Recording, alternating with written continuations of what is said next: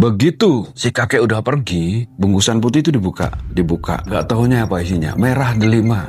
Dan sampai sekarang merah delimanya itu masih ada. Ada seorang kakek-kakek lagi ngasih Mbak A itu putri keong. Ceritanya dari beliau, putri keong itu muncul langsung di hadapan Mbak A. Itu cantik banget ya, kulitnya putih mulus, rambutnya panjang, bulu matanya lentik. Putri Keong bilang ke si Mbak A, "Tuanku, aku adalah bawahanmu. Kalau kamu mau nyuruh aku, suruhlah aku apapun aku mau. Asal aku tetap dikasih makan."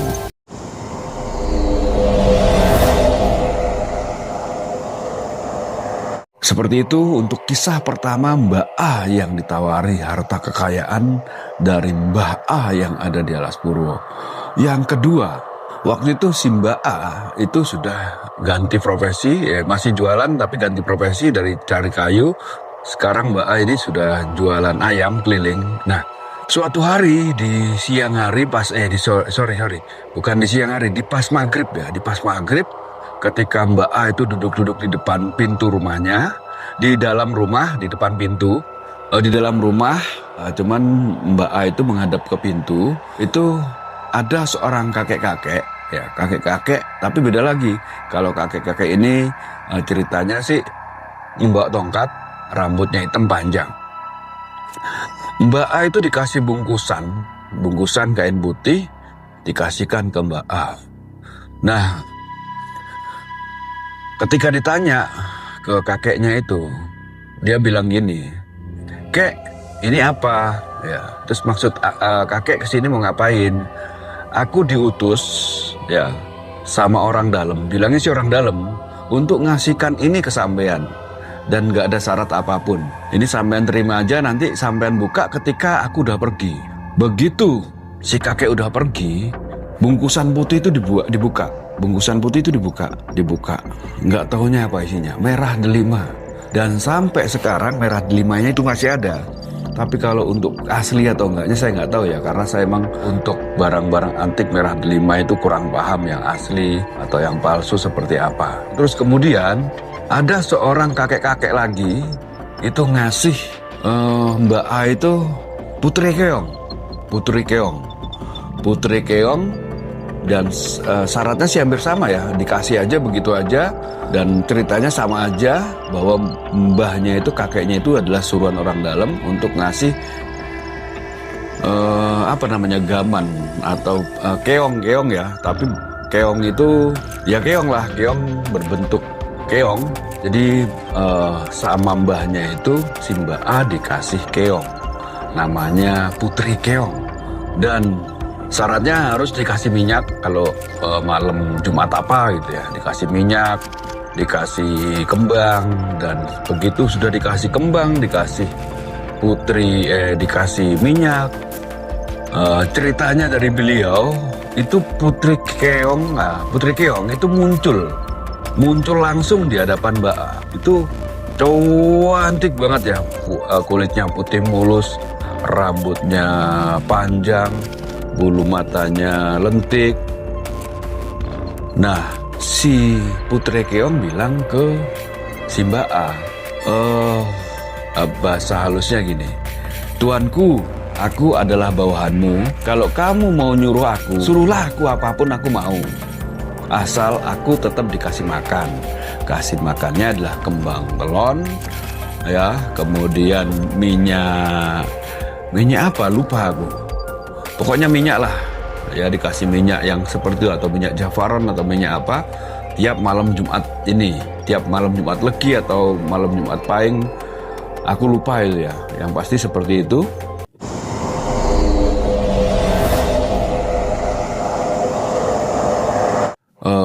Pada suatu hari si Mbak A ini kan namanya bisnis jagung. Nah, ketika Mbak A ini berbisnis jagung, ya, jual beli jagung, si pembeli jagung ini macet, nggak bayar keuangan dari jagung tersebut.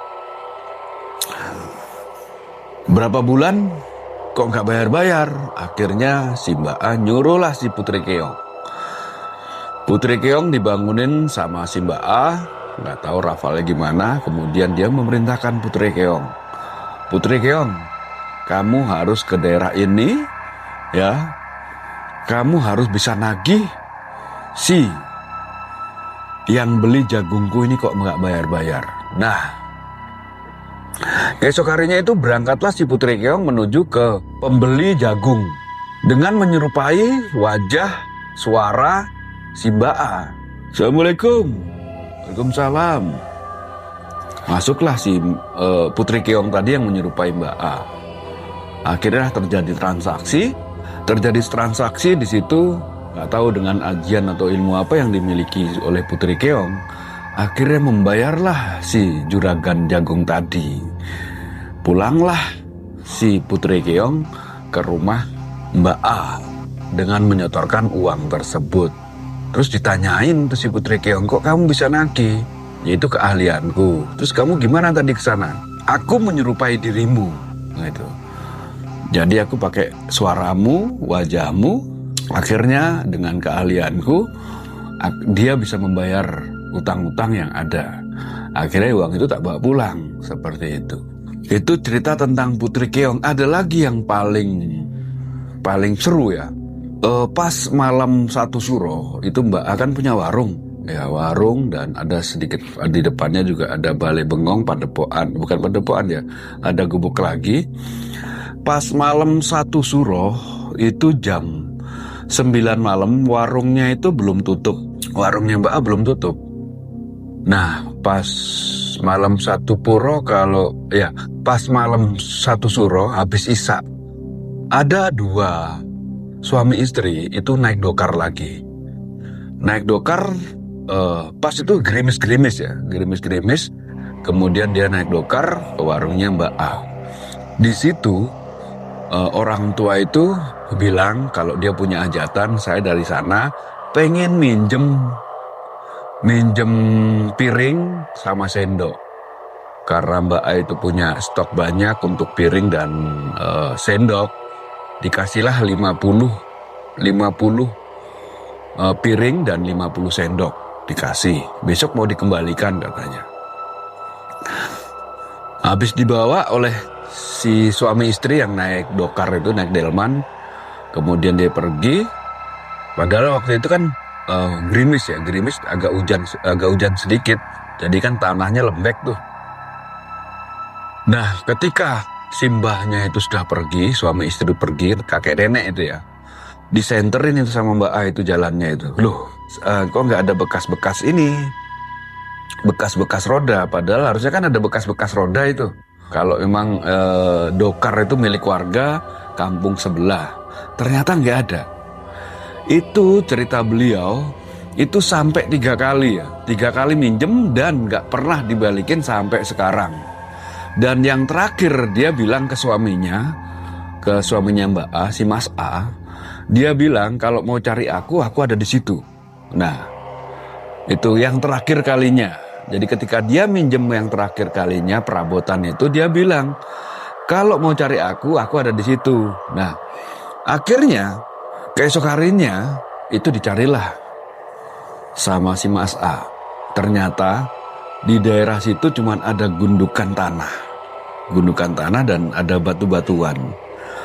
Ternyata yang minjem perabotan tadi piring dan sendok jumlahnya kalau nggak salah totalnya 300 itu ya. Totalnya 300, itu tempat beliaunya yang minjem itu hanya gundukan tanah dan ada bebatuan, teman-teman.